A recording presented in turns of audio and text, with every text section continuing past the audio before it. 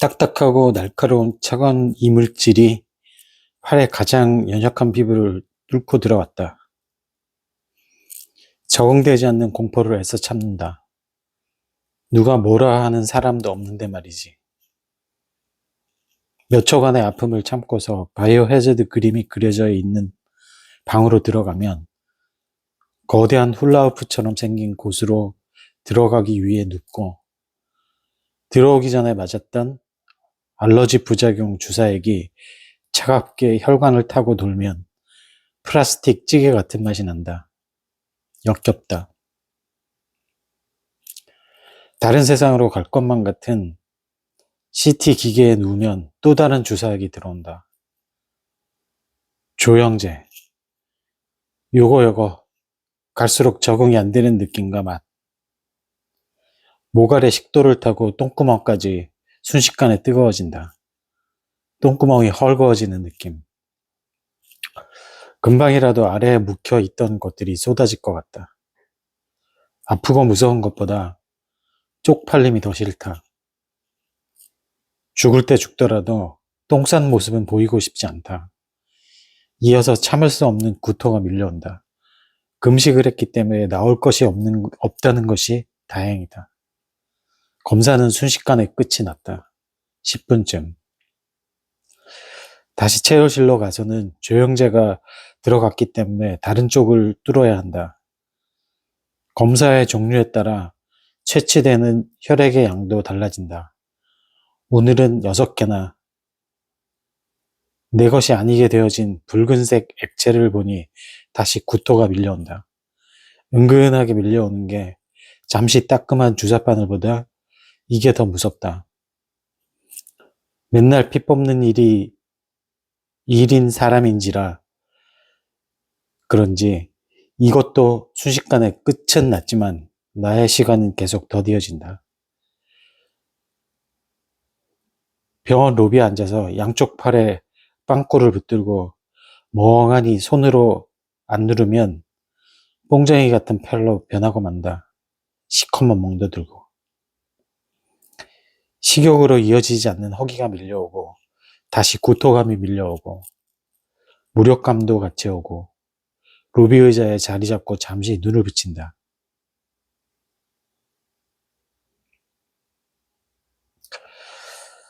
언제까지 운전할 수 있을까? 지난번 산산에 다녀올 때는 하루가 꼬박 걸렸다. 4시간 거리를 12시간 걸려서. 오늘은 시흥 하늘휴게소에서 20분 자고 2시간 만에 집으로 왔다. 2019년 2월 8일.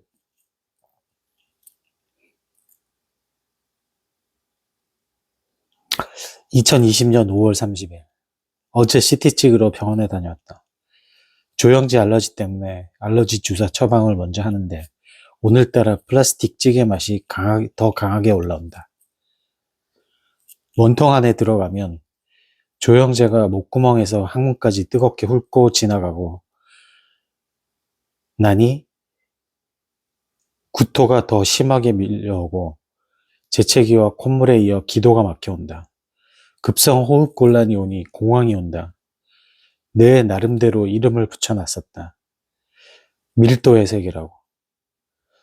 원래 동의서를 쓰는데 제일 큰 일은 사망할 수도 있다는 점. 이날은 죽을 수도 있다는 생각이 들었다. 알러지 반응이 너무 심해서 주치의를 만나고 왔다.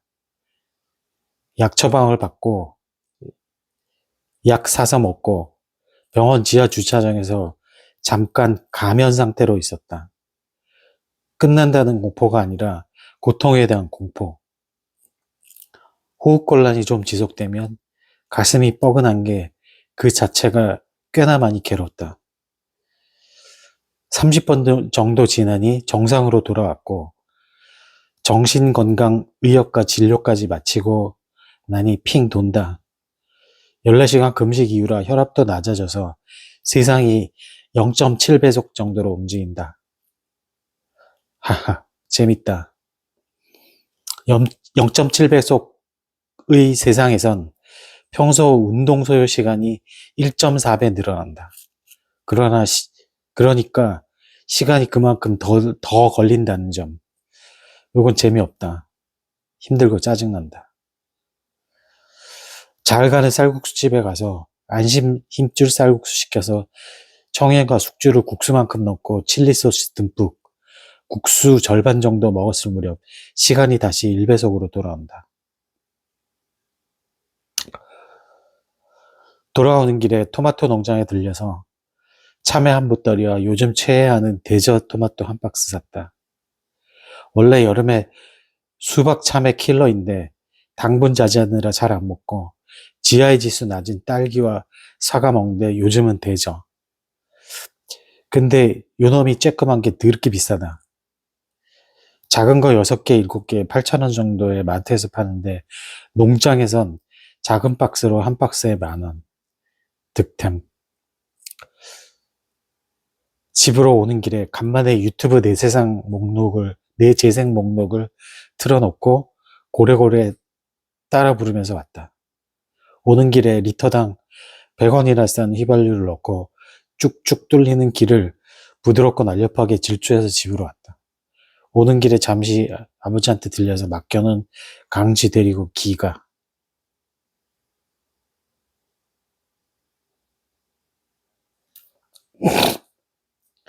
이게 2020년 5월 30일입니다. 제가 일기를 읽었어요. 한동안 거의 한 10년 이상 페북에다가 제가 이런 식으로 일기를 썼었거든요. 더군다나 이제 제가 아픈 시간 동안에 그때는 페북에다가 이런 일기를 좀 많이 썼었어요. 거의 매일 쓰다시피 했었어요. 근데 제가 갑자기 왜 이런 말씀을 드리냐면 오늘 영화를 하나 보고 왔는데 소풍이라는 영화를 봤어요. 그 남은희 선생님 나오고 김영옥 선생님 나오고 그 다음에 박근영 선생님이 나오는 세 분 합치면은 200년 내공이 넘는다고 하죠. 근데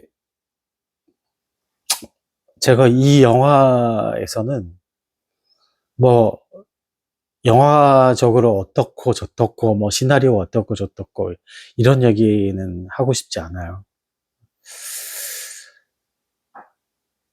그 연기 이전에 이분들도 지금 80이 넘으신 걸로 알고 있거든요. 그런데 이렇게 아직까지 연기를 하고 영화에 출연하시고 일을 하신다는 것 자체가 저는 굉장히 너무나 대단하게 보여요. 아까 처음에 읽은 일기 같은 경우에 그때 사실은 이 정신적인 연령 자체가 상당히 많이 올라갔었어요.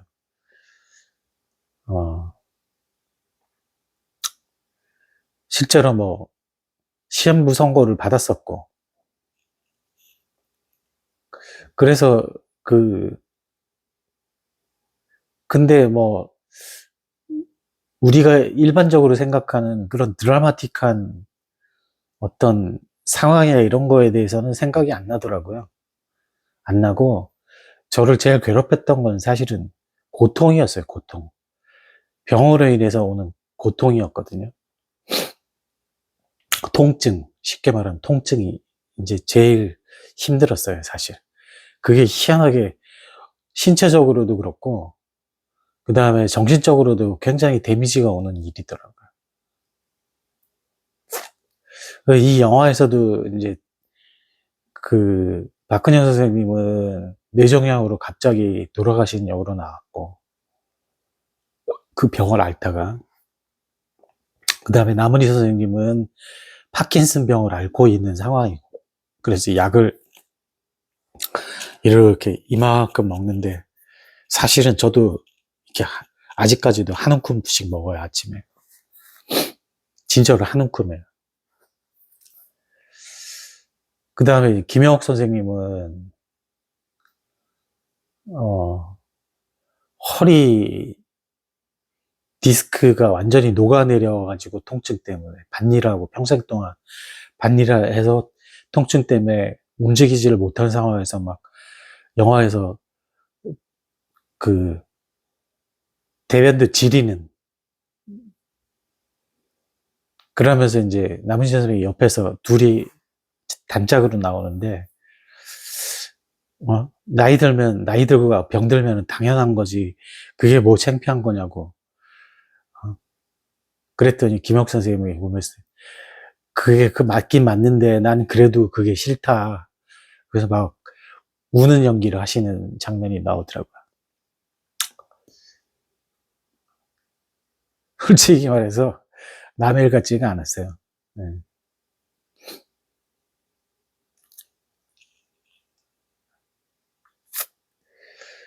그 소풍이란 영화는요, 이게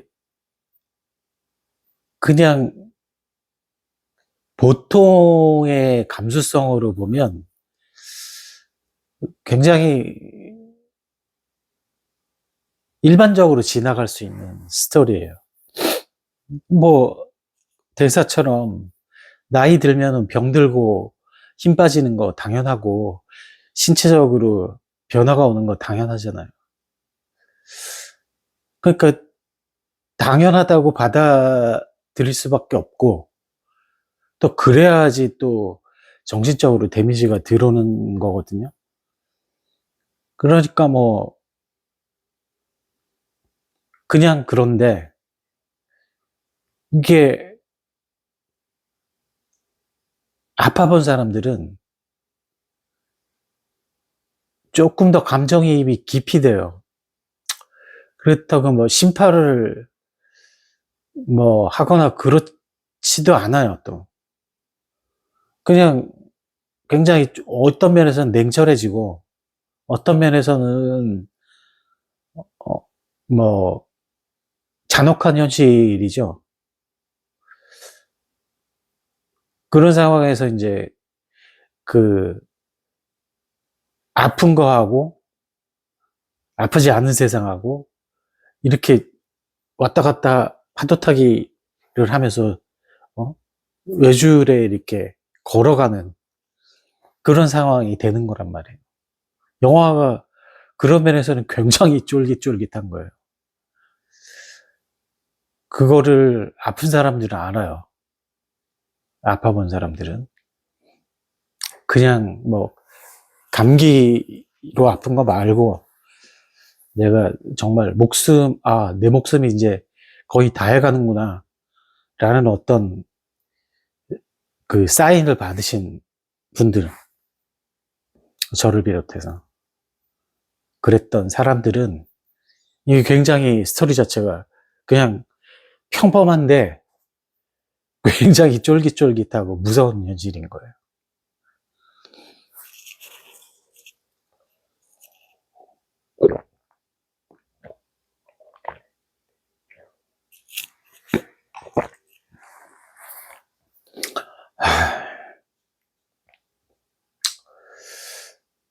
그래서 아무 생각 없이 극장에 그냥 뭐 사실은 할 게 없어서 도서관 들어가듯이 들어갔던 거거든요. 그래서 소풍이라는 영화를 봤는데 의외로 쫄깃쫄깃했어요, 저는. 그래서 뭐 이 영화에 대해서 요만큼이라도 부정적인 소리를 하고 싶지가 않아요. 음. 뭐 그냥 어떤 문법적인 부분이라든가 그런 걸로 보면 평이해요. 평이해요. 그러면 흠이 될 수도 있는 것도 사실이고. 그런데 그 어떤, 그러니까 건강이라는 게 인생을 살면서 화두잖아요. 그럼 화두에 입각을 한다 그러면 이게 그냥 만만하게 다가올 만한 스토리는 아닌 것 같아요. 그래서 꼭 제가 뭐 보시라고 말씀은 못 드리겠는데, 왜냐면은 어찌 보면 너무 잔혹한 현실일 수도 있으니까. 그냥 저는 나름대로 그냥 롤러코스터 타듯이 영화를 즐기다가 왔어요. 그리고 감동받았던 거는 그 영화가 다 끝나고 나면 그때부터 노래가 한 곡 흘러나오는데 그 임영웅이라는 가수가 노래를 불러요. 노래 제목이 모래알갱이에요. 모래알갱이. 제가 언제부턴가 그렇거든요. 그, 저 자신을 생각할 때도 그렇고, 인간의 삶이 뭔가, 뭐 이런 걸 생각할 때도 그렇고, 아, 그, 사람이 진짜 모래알갱이나 다를 바가 없다. 그런 생각을 많이 하거든요.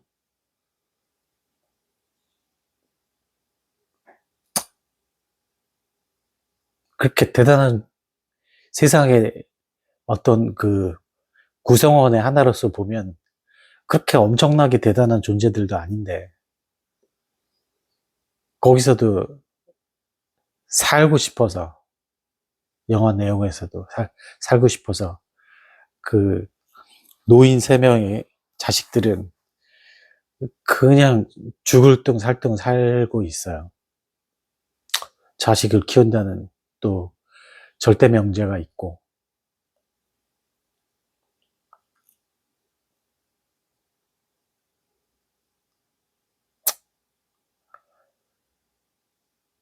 그래서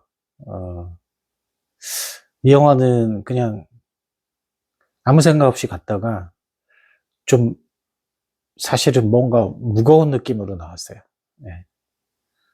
그래서 그 뭐 진중한 무언가를 생각해 보시고 싶은 분들만 보세요. 그냥 아무 생각 없이 들어갔다가 뭔가 생각을 많이 하시게 될 수도 있거든요. 그러니까, 아유, 삶도 지금 고달픈데, 내가 노인이 돼서까지, 그 다음에, 뭐, 어느 날 갑자기, 꼭 노인이 아니더라도, 젊은 분들도, 뭐, 건강을 잃어버리는 상황이 된다 그러면, 이게 만만치 않은 이야기로 다가옵니다. 제가 가끔 동영상에서도 말씀을 드린 적이 있어요.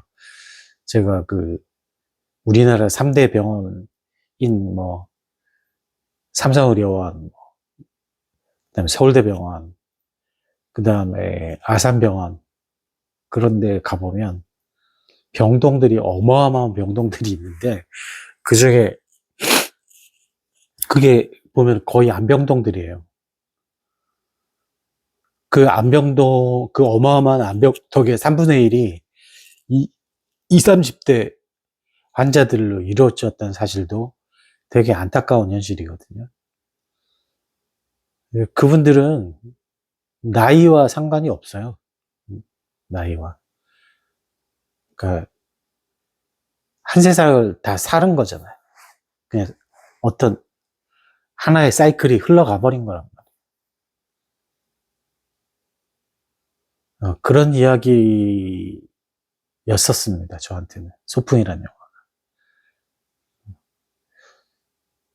그리고 노래도 꽤 좀 뭐라 그래야 되지?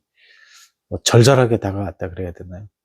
그런 면이 좀 있어서 소풍이란 얘기를 감히 한번 꺼내봅니다. 저는 괜찮았습니다. 보실 분들 보시고, 뭐 안 보실 분들은 안 보시고, 제가 권하지는 않겠습니다. 근데 이 영화에 대해 평점도 안 매길 겁니다. 예, 별로 의미가 없어요.